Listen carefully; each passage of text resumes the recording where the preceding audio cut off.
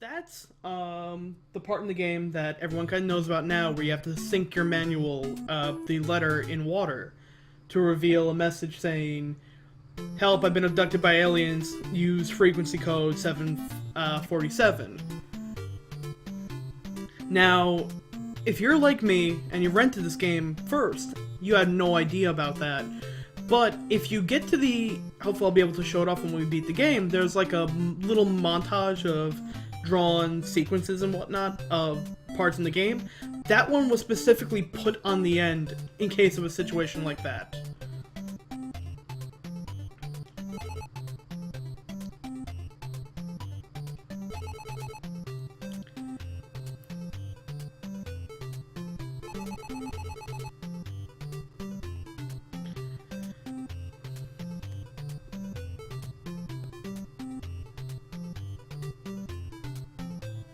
You still there, Polar? Kinda went silent for a second. Yeah. Okay, cool. But yeah, so, a lot of people were like, when they were like, oh, we're gonna bring this game over to the Wii Virtual Console, they're like, how are you exactly going to replicate, that part of the game? And if you go into the manual on the Wii's, like if you hit the home button and select menu, there'll actually be a letter in there that you can tap on, and it'll virtually dunk it to tell you 747. Right, and that's kind of a neat little gimmick. Yeah. Like a little ARG thing. But when you think about it, it was really just like a form of copy protection. Yeah, pretty much. Same thing that MSX did. And like almost every Commodore 64 game used, where they just came with the manual and they're like, type the 7th word of the 40th line or something like that. Right. It's like, oh, here's a wacky character eye test. Their eyes are pointing in different directions. Now give us the number that associates with those two directions. Or the one from id Software, where they're like, or for like the Commander Keen games, where they're like, what the hell is this thing? And if it's your first time playing the game, you're like, I don't know what the green Elmo-looking blob thing is. What the fuck is... What? That's a good question. What is that thing? So, there is a puzzle in this world. That's a little annoying. I'll get to it. Why? This is the other thing that I hear everybody complain about. The key, like the piano puzzle. Yeah. Yeah, it's really annoying for one reason. And again, another time where you have to talk to everyone before this guy will let you talk to the chief, who... His sprite is still the fat chief from every other town, but his in-game one is, like, the skinniest of them all. The New Age retro hippie. Yeah, fucking seriously.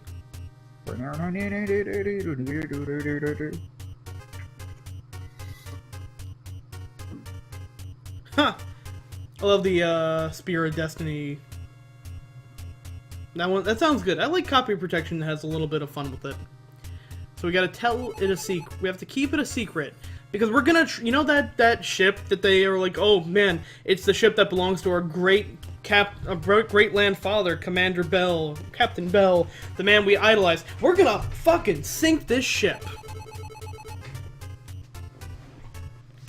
And keep this in mind, too, just for a little later on. He's British. Keep that in mind. Just keep that in mind. Okay. So he's evil? No, he's not, but they're gonna play something later on that, it's not exactly a British, well known as a British song.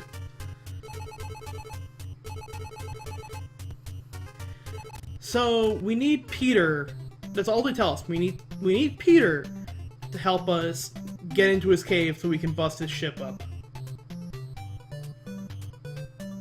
And here's Peter. Peter the fuckboy parrot. Well, that's... You'll find out why. That's a cool world sprite. The parrot who is bigger than us. Is this the kid who gives me the, So we gotta get a worm. to talk to the goddamn bird.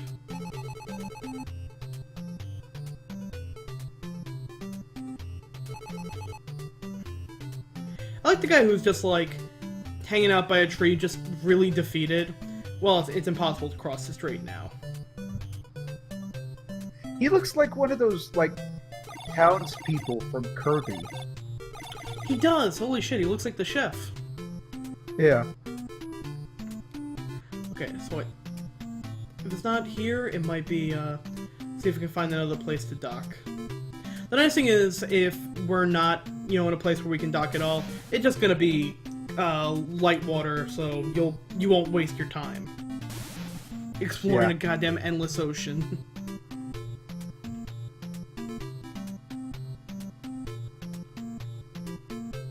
See, like there, to our left now is a little bit of that, like, light twinkle to show, hey, you can pass through here.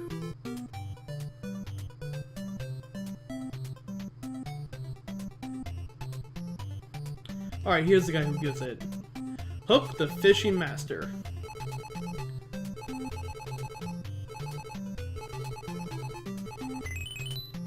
So he just kinda has worms. You know, hey, you broke into my house. Have a worm. Boy, they sure are friendly here on these islands. Yeah, some days you get the tequila, and some days you get the worm. If I remember correctly, I think there's a hidden something or another in one of these paths.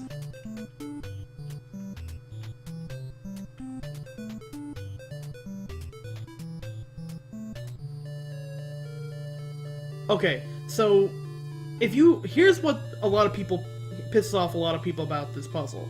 If you already know it and you try and enter it, it won't work. It'll never work. And I actually think one of the keys of the piano, like in terms of like just actual tone, is off.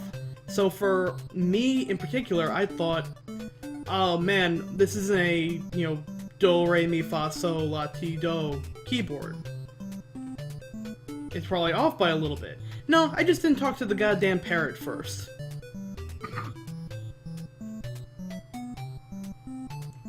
So now that we've got the, Also, because we're coming up closer to, Dr. J's signal, every time we get into this goddamn submarine, Rob's gonna tell us, I'm gonna keep an eye out for him, buddy.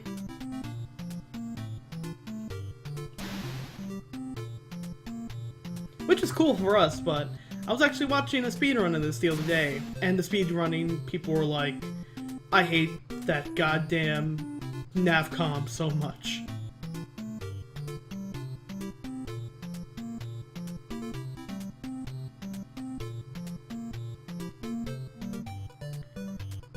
I think the closest thing to that in modern gaming is like the Metal Gear Solid 2. Oh, We have to look on the box to find the kernel's frequency.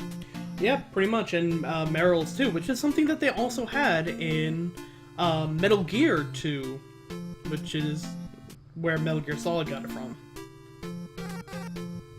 Alright, so let's give the goddamn parrot his worm. And the reason why I called him Peter the Fuckboy Parrot is because of this song. Do me so far, doobie. Hide, Peter, do me so far, do me. Just put a fucking lid on it. You know, you don't gotta try so hard. Alright, yes, I get it. I get it. Thank you. Oh, I think goddamn we're it. moving too quickly here. And then if you accidentally hit down instead of right, you pop out of the subsea and have to watch it again. So I just imagine, like, taking one step off, coming back in, and him going, Sir, I'm programmed to yes, I fucking get it.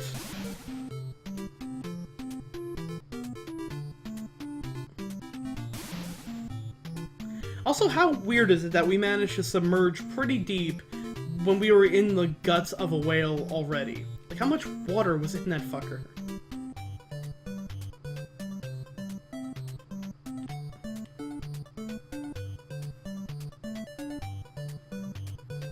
Alright, so now that we got that, now we can go in here. Boy, this is just like secrets on top of secrets. Yeah. Oh, and here's the woman who gives you a little hint that the parrot was a descendant of the parrot. So that means the parrots took the time to teach each other their goddamn lewd song for centuries on end.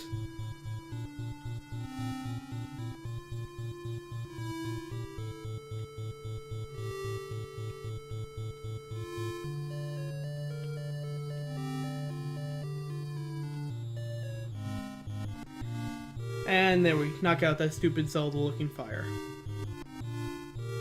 Also, how big is that goddamn, like, keyboard? It's not like, you know, from Big, where maybe each key was like the size of a foot. Each key is the size of you. Even more than that. Like, each key is probably like the size of a kayak. Yeah. So there's a big heart that's hidden in a hidden room right there. And like I mentioned before, hidden hearts in this game, you really don't need You don't it. need them because they give them to you the next dungeon anyway. Yeah, if we just skipped it, literally I would start chapter 6 with it in my inventory. And now we go back into the little dungeon sphincter here. Yeah, Captain Bill apparently saw a lot of Hollywood movies in the future. So, I love this slug right here, because it literally doesn't do anything. There's really no reason for it to be here at all. It's just a slug that got lost. Save or kill the slug.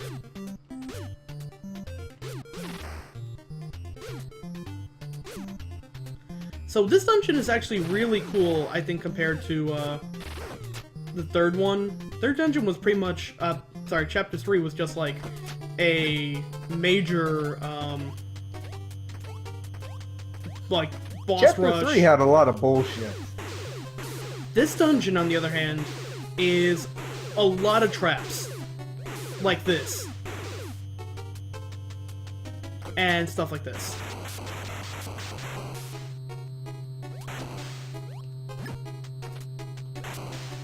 There was probably no way to get those hearts down there. I could have, but I was already at full.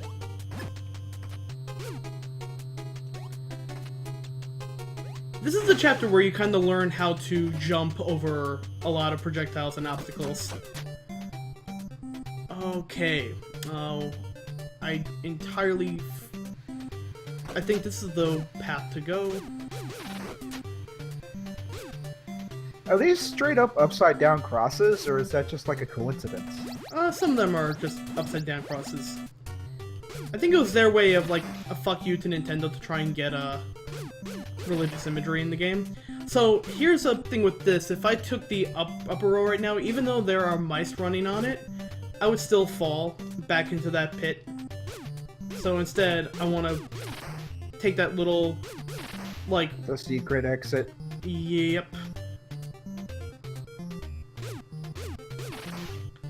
So these snakes are a little different from the last ones that I fought.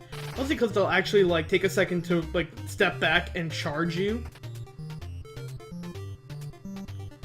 And by the way, all those other paths that I took, I think one was a fake exit and one was a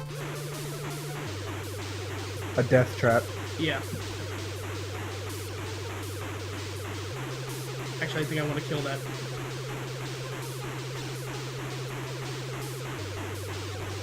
Oh no, there we go. So there's a lot of ones like that. And here's technically the boss of this dungeon. Are a series of bowling balls. Well, that was quick. A series of them. Oh, yeah, they're actual bowling balls. Yeah. So these bowling balls are instant one-hit death if we touch them. Right. Or if they touch us. Like, if I run up to it while it's stopped, that's a one-hit KO.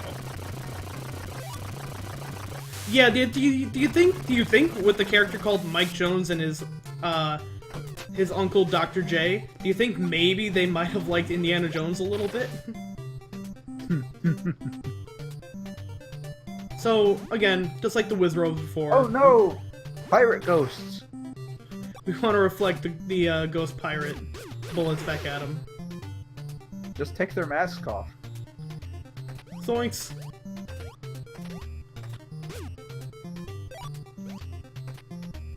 See if I can go for the swag jump. Ah, nope. Oh, do we have ghosts in this dungeon again? One.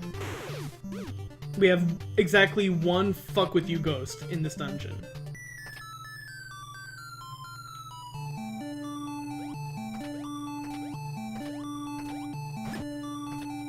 I think I'm going the right way. Oh, it's got the happy music. Generally, if there's nothing in here, there'll be one, like, fuck with you ghosts.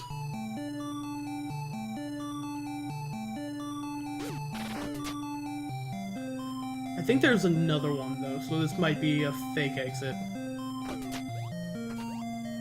A hidden fake exit. Or a fuck with you exit. Yeah, I'm actually pretty sure this is a fuck with you exit.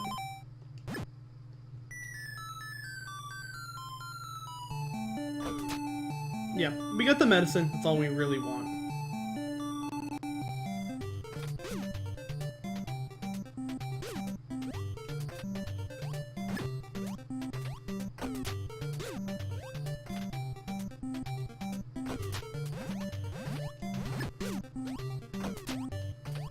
So yeah, if you're not really fast in moving as soon as you enter this room, you're fucking dead.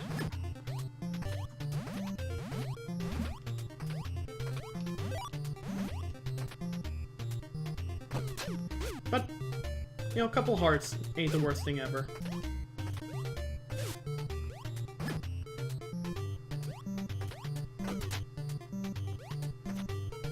Damn orbs. Oh. If you time it wrong, you can fuck yourself. If you are not careful and, like, immediately suspicious the second you walk in there, you can really get fucked. Like I said, this whole one is all about trap. I like it. It's a good dungeon. I actually, I like this one. I like it more than I like some of the ones in 3. And then we got another bowling ball room.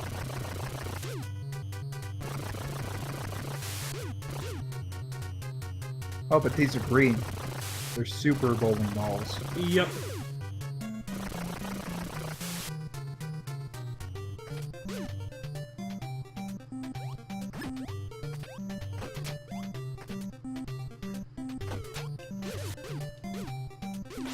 So now we're in trouble.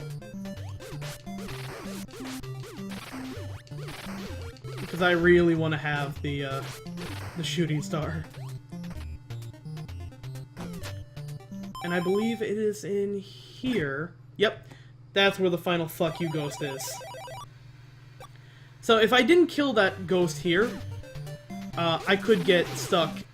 It would literally just loop me around in rooms for, like, ever. Until I think they keep giving you rods, which is nice, because it's kind of like your hint as to, hey, here's what you gotta do.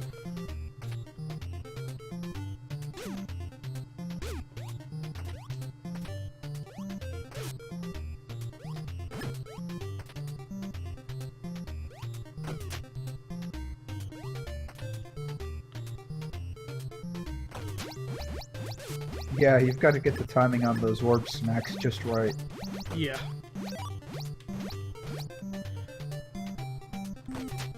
So this part's also fun, because, hey... Is that just random? Yep. And also, it's a very, very small window to jump in on that one. Like, if you just charge into it, you're fucked. Uh-huh. And now I have no hearts. Deaths in this game are costly. Wow. They don't even give you a full life bar. Nope.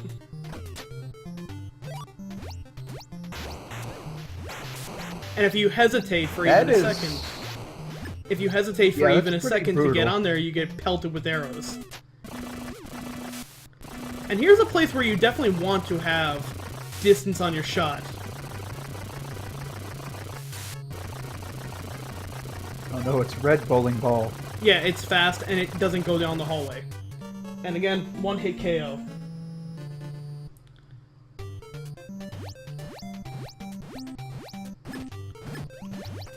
So you really don't want to get hit by anything in the time leading up to it. Yeah, I think that pause might have been just... Yep, okay. Just long enough. Whew. Yeah, it's pretty unforgiving.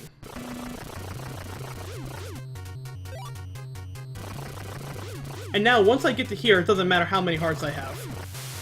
Because that thing will kill me in one hit. And of course, they can't just, like, give me the switch right there. I have to go back for it.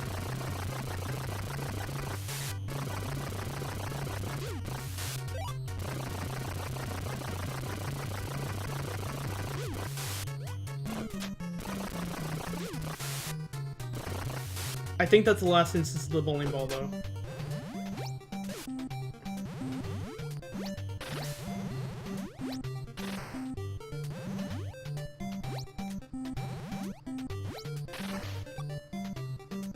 And again, another place we really want to have Shooting Star in.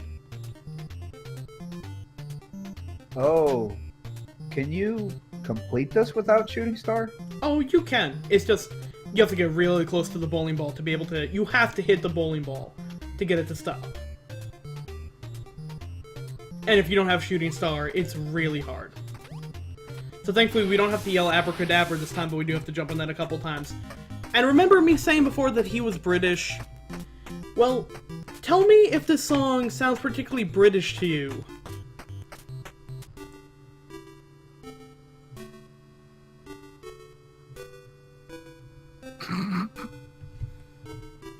Yeah, like, I'm pretty sure a British captain in the 16th, 17th century wouldn't really be playing this song.